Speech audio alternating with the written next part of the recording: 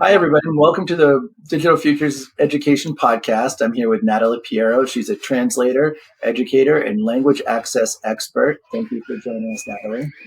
Thank you, Dan. How are you doing? Very good. Happy Sunday. Happy Sunday. So I'm hot here, cold there, right?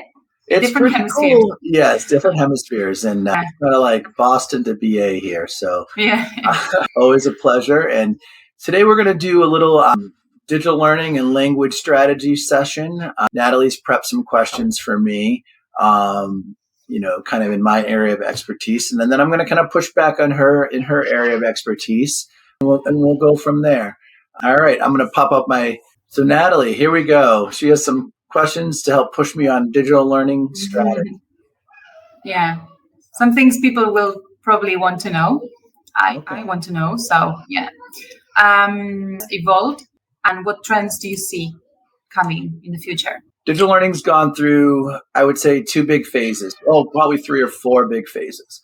So just to kind of recap the phases, just to see how they compare to what you might remember. Basically, there was like 1996 to 2005 phase, which was like everyone getting excited about it, but teachers really not buying into it. But people getting excited about technology in the classroom through just computing in the classroom. And then around 2005, 6, 7, with the increased access to devices and laptops. I mean, people had laptops, but then it was, why can't we have more devices? And the cost of devices were getting cheaper.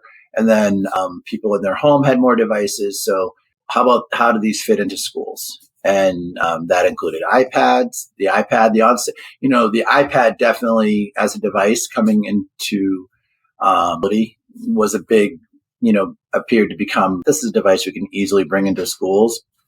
And at the same time, laptops were getting smaller. There was another computing race to kind of have the most efficient devices, of course, at scale. And, now, and then I would say fast forward, one-to-one programs kind of began 2005, 6, 7, all the way up through 13, 14, and then really in 13, 14, 15, 16, 17, one-to-one programs essentially almost everywhere, whether it was MacBooks, Chromebooks, iPads, everywhere.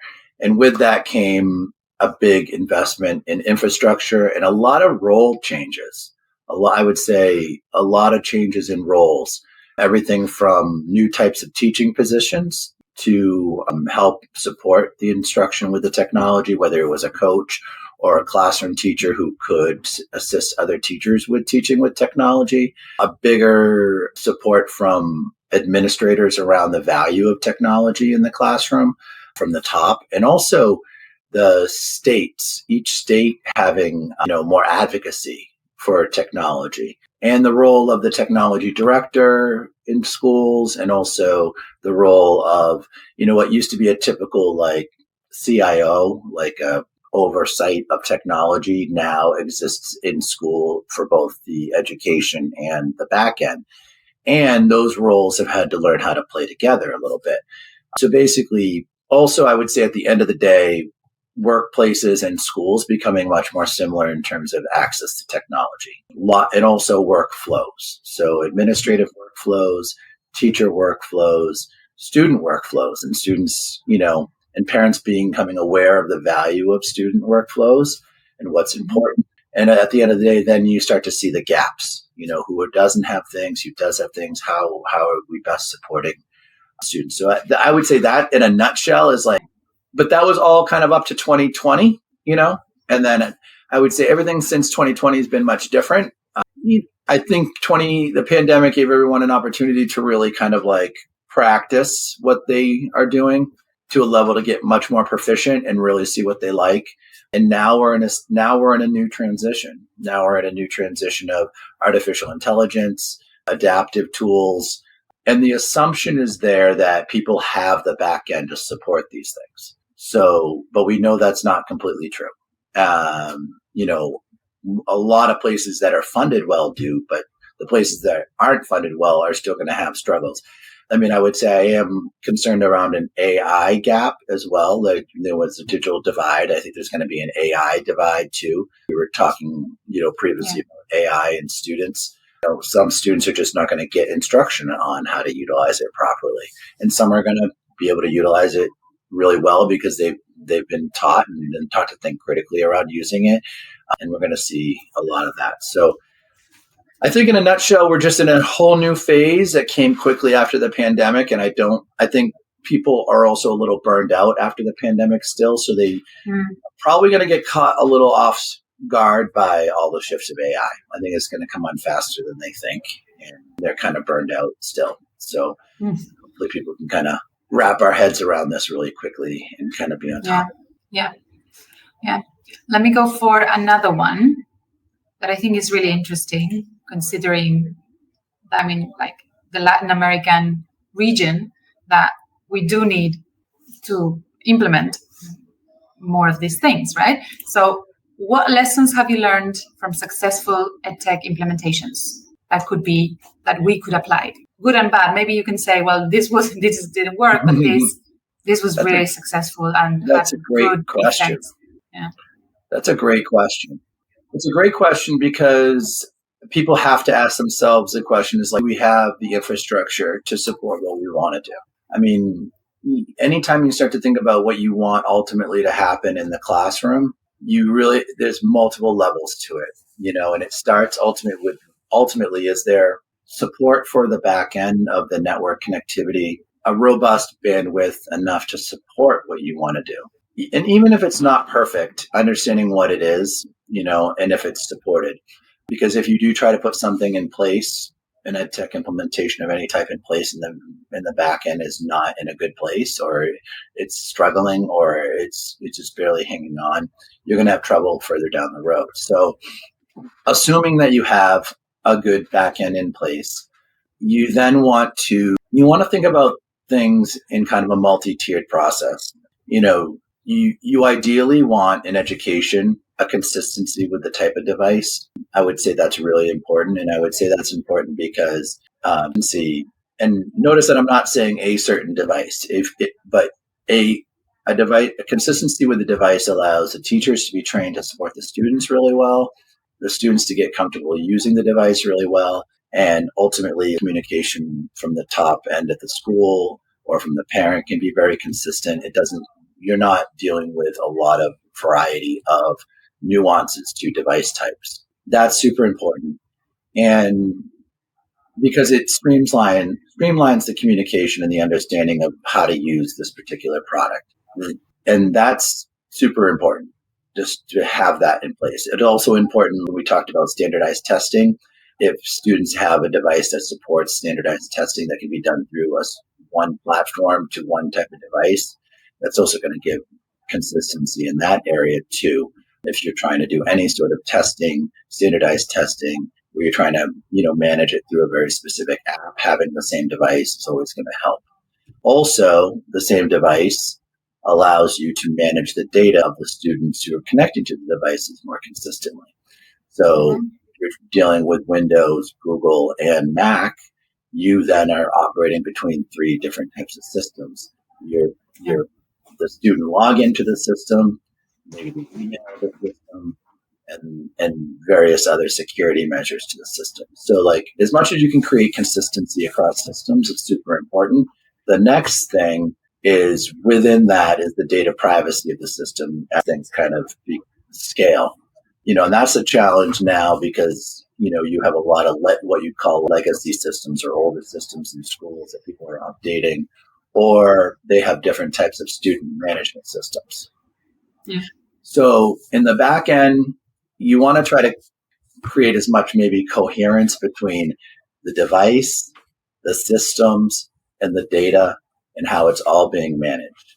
Then you can get to the fun part, and that's the types of applications that teachers want to use, that they're going to be able to use effectively. They're going to have a device that supports the type of applications they want to use. If they want to do more digital assessments, that they can do those. If they want to do more video type learning, they can do those. Does the device support assistive type of tools as for assistive technology? And what you want to make sure in kind of that EdTech scaling of the tools and devices is that all of these different applications that are coming from all these different types of companies are also centralized. You're centralizing the way the students access these resources so that they can be managed. So particularly like Google just this past year turned off access of their backend to third-party applications. So if there was an application that used SS or single sign-on through Google accounts that were education accounts, they turned it off because they no longer wanted to be liable for keeping that connection open when a school might be. So now they're pushing a lot of this stuff back onto the schools. So in a perfect kind of implementation world, you're giving the educators the best types of tools to use that they can find and they want to use, and they have devices that support those tools really well, and they have the training to support them really well. But at the same time, you're also maintaining this kind of process in which the data is being streamlined and protected. You may have data privacy contracts with the third-party vendors to protect the data that you're sharing with the company you're working with. And all the steps of this is also training. You know, there's teacher training to use these resources in the classroom.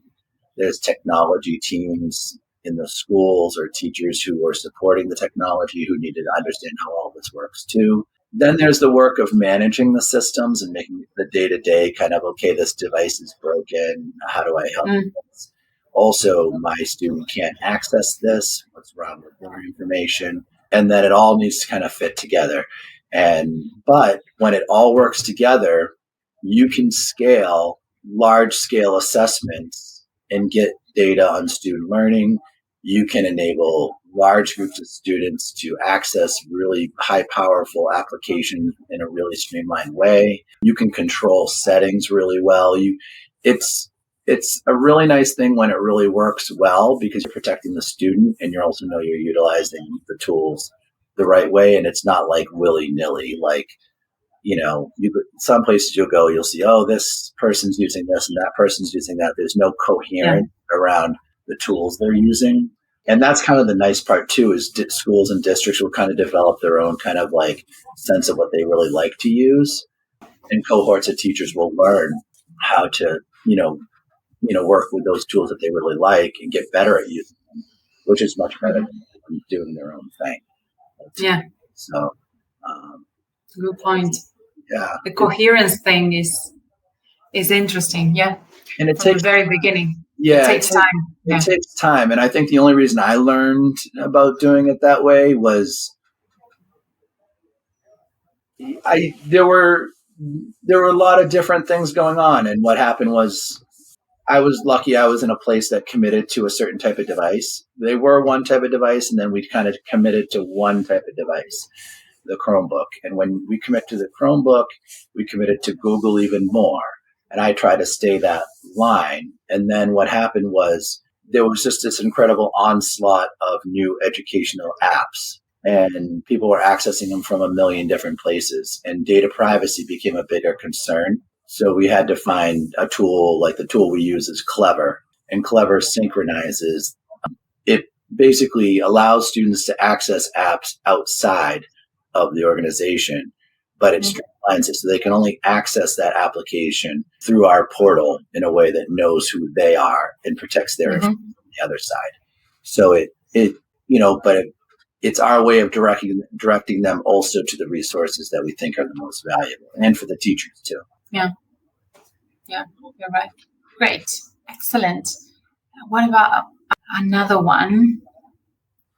We were talking about this with the increase of personalized learning. How can EdTech solutions meet the diverse needs of students and promote inclusivity? Yes. We were talking about adaptive learning, you said? Yeah. Which is great for special needs also. To offer the student exactly what they need. That is something very interesting. It is interesting. I was reading a little article this week around AI and special education tools and how AI is definitely going to enhance some of the abilities of assistive technologies to adapt. I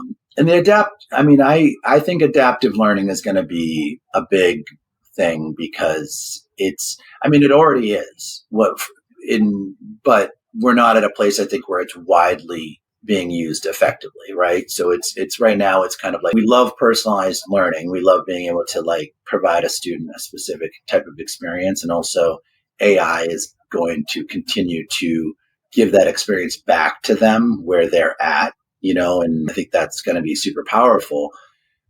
And I think platforms are going to continue to evolve. And that's where I see the adaptive learning. We're going to see adaptive learning basically be larger platforms for larger groups of students adapt individually. So a teacher will give, a particular assignment to all students, but students will get different types of feedback. Students will get targeted feedback. Students will get, more direct kind of next steps in terms of how to address the assignment. And teachers will also get the same thing. When you help a student, when a teacher, like back to teaching experience, is a really good at differentiating their instruction or teaching to what that particular student needs, that always comes back to the teacher too, as data information. This is what that student needs. I need to do it this way with them. Let me try to do it. I need to modify maybe my practice as much to how they're learning. So we're going to see technology do that for us more. So even though they're all within one platform, they're going to get more types of responses that I think are going to support them and personalize the path, I guess. They're all going to, and we're going to see how they meet like the roadmap too. I think that'll be the interesting thing, because there's still going to need to be standards, and there's still going to need to be learning measures that all students are going to need to meet. But I think we're going to have much more unique data around what teachers need to do to help them get there. And when we get that data, we're going to learn to do even more. It's going to accelerate. It's going to accelerate really quickly how we teach. Yeah, through all that information you get. Yeah, you're right. Yeah, very interesting. One more. How can PD programs be designed to empower teachers with the necessary skills and confidence to effectively integrate technology? So do you see good programs, bad programs? You probably see good programs, bad programs. Tell me about the good ones. The good ones are definitely engage teachers at being hands-on. That's like a good rule for PD is PD, not a sit and get, people always say like sit and like watch this or do that. And just to get that out, not a sit and get. I think the best PD programs, target something the teacher's been missing in their own practice. Sometimes it takes the teachers a little bit of time to understand maybe what that is, but the professional development also supports them helping find out what that is. Ultimately, I think that, teachers, the best programs also have a good idea what they're getting themselves into in the school environment and have done a little bit of an assessment of what's going on and what the teachers need. I think prior to doing any professional development, especially with technology, it's good to just kind of, get more information about whether, for example, if I was working with a school specifically or even a group of classrooms, I think if any information that I could have prior to what their experiences are, their issues, definitely helps target the professional development more specifically. You're going to have people that are, definitely more willing to adapt their learning with technology, and then you're going to have ones who are, less willing to adapt, but might be open to making the shift. But ultimately, once you're working with the teachers, I think they need something that immediately that gives back to them value in terms of efficiency in their classroom from a workflow, and that could be a way of managing the students more effectively, but basically creating more time to engage students with the types of the fun stuff with the technology. I think, especially early on with, with technology, professional development, I think you need to show teachers how powerful a tool can be and how it can solve some simple problems that maybe they were doing in a different way. And then take that and then show them how, now that you've reduce that workload. Look what more you can do with them.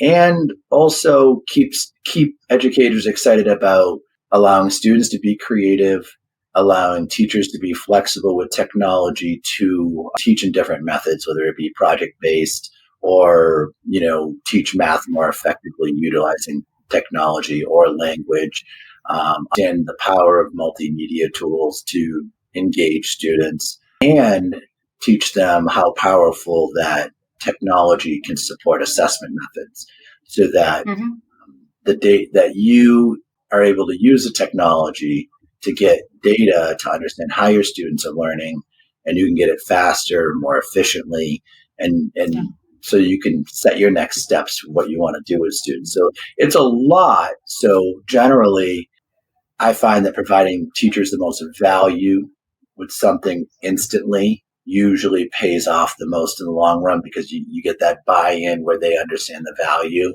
and then you kind of you build them keep them going from there, because then you increase their flexibility for their own learning with the technology. Because if someone's showing you something that you're going to add more time to your day, you're definitely going to keep going, and you get excited. Yeah. Those are true. great. There's also teachers that are more willing or more tech savvy, more willing to incorporate, and others aren't.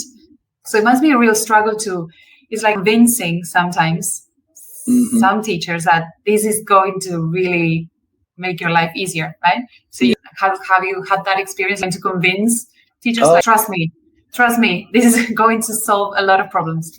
And the pandemic helped with the trust, I'll be honest, a little bit. You do have to develop trust, and it's hard to do in a short window of time, especially with people who have been teaching a certain way for a while. But I think we're at the point now where most educators have tried some type of technology in their classrooms. So they're at least open to the idea, which is great. But you definitely need a level of trust. And that goes back to like the building with the simple piece is let's build a little bit of trust. And also expect it to take longer to build the trust than you think, especially. Yeah.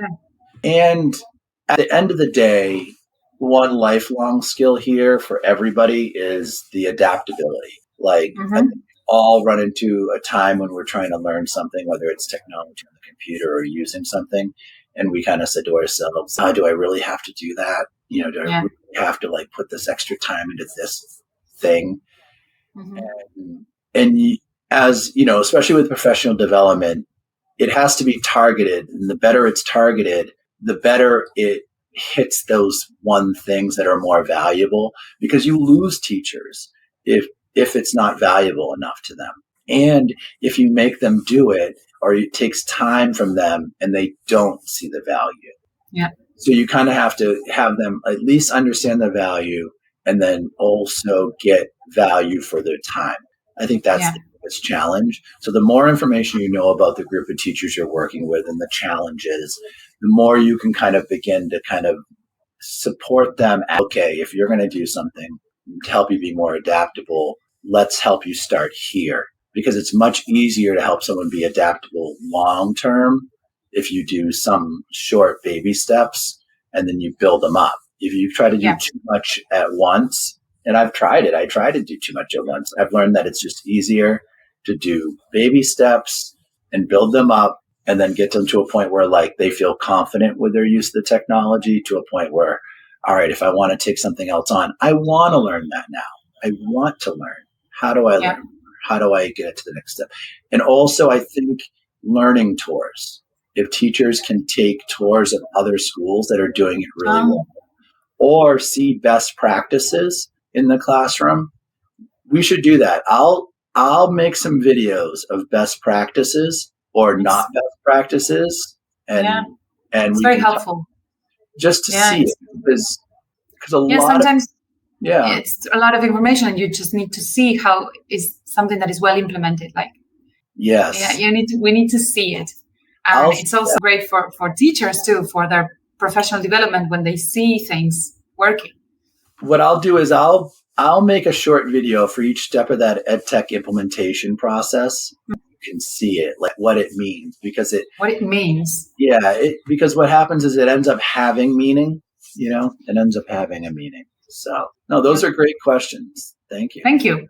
I learned a lot. Do you mind if I give you your questions? Yeah, go ahead. I know you're under a time gun. I'm checking out my Canva and seeing okay. Those are some good ideas that you just popped into my head. I have a lot of videos that I can that I take just being, oh, that's a cool thing. So, So Natalie, this is your turn now. Natalie, I'm intrigued with Natalie's practices because she works with individuals and with groups with language learning. And I definitely can see how language learning is a very dynamic topic. And I think it's going to continue to be dynamic because it's going to be in such high demand even more. And people can't rely solely on tools, to learn this. It's not like programming language where you can sit in a room and memorize something and write and execute a code and be successful. It's an intuitive, natural process, and it's an interpersonal experience is where you get the most value from it. So when you're working with students, what are the top 2 ways that you engage students with learning? I told you that, you that too, but learning a language is frustrating because you don't see results quickly. It's a lifelong learning thing. You won't be able to just speak a language after 2 classes. So first of all, you need to make sure they understand that it's okay to make mistakes because it takes a lot of time to learn a language. So they need to be comfortable to make mistakes. So it's really important that they feel comfortable and the teacher. So they don't mind making mistakes because they know their mistakes will lead them to, they will progress from those mistakes. But if, for instance, I always tell my students not to say sorry for making a mistake. They say, oh, I'm sorry. Or I'm sorry if I'm not pronouncing this well. Or I'm sorry for my mistakes. Like, do not say sorry. You're learning. Why would you? It's like a child learning to walk and saying sorry because they fall. I mean, they don't say sorry. They just keep trying, right? So, but you need to make them feel comfortable. You can see teachers sometimes being very rude when students make mistakes, and that is frustrating because you made a mistake, and then you lack that confidence. When you learn a language, you need a lot of confidence because you are learning another language, which is really difficult. Your brain is going through so much, and then you need the confidence to actually be speaking that, knowing that you're going to make a lot of mistakes before you become proficient. Nobody becomes proficient in 2 weeks. So I think that as language teachers, we need to be really understanding and make the student feel comfortable. And they need to understand that it's okay to make mistakes. Natives make mistakes. I always tell this to my students. Natives make mistakes, make grammar mistakes. They make spelling mistakes. They mispronounce words. And it's okay. That's not the end of the world. They just, they go on. And also another thing is that when they think that they do not speak very well or they do not have this accent, they want to have an American or a British or whatever accent which is completely irrelevant. You just need to be able to speak. And also the fact that you are actually speaking to another person in another language, it's a feat in itself. It's empowering. It's empowering. Just think that the other person who is talking to you, they don't have that power. So do not be afraid of telling them, well, could you speak more slowly? That's not because you're stupid. It's because you have a superpower, but you need to, you are just adjusting to be able to use it. The other person does not have that superpower. So you should believe in yourself. It's super powerful to be able to speak a second, even a third language. It's super powerful. So I think language is about being confident. You just need to be really confident and trust the process and be very consistent. So that's how I keep them engaged, because I never go at them for mistakes. Never. I never go at them I just, you just revise the thing and say it again. Don't worry, it's okay. It will be better the next time. You just keep going, because if you focus on the mistakes, really, that's not the way you don't make progress. If you just start with the mistake and and they always focus so much on the mistake and not on what they do great. When they take tests, they're like, I know I made a mistake in that part. And what about the rest of the exam, which was a very long exam? The rest was quite easy. It wasn't quite easy. I said, you were prepared. I mean, you have, knowledge. It wasn't easy. It's not easy for everyone to do something. It's not easy to speak a language that is not your own. So, yeah, to empower them. I like to empower them. No, that's good. Confidence to me is super important in language. What's the key for them? So I've been a language learner and I've struggled before, and I'm on much too long of a break right now. But there's moments, I want to go back to it, right? And I'm going to make the time. What's the key for success for the language learner from their perspective? What should they be thinking about is the key for their success? Or keys? One is making the time. Actually, you said it, making the time. But it's not hours of time. I learned Portuguese too, so I learned it for 3 years. But then I didn't continue listening to it or speaking it or reading it, and I kind of lost it. I understand it and everything, but I lost it.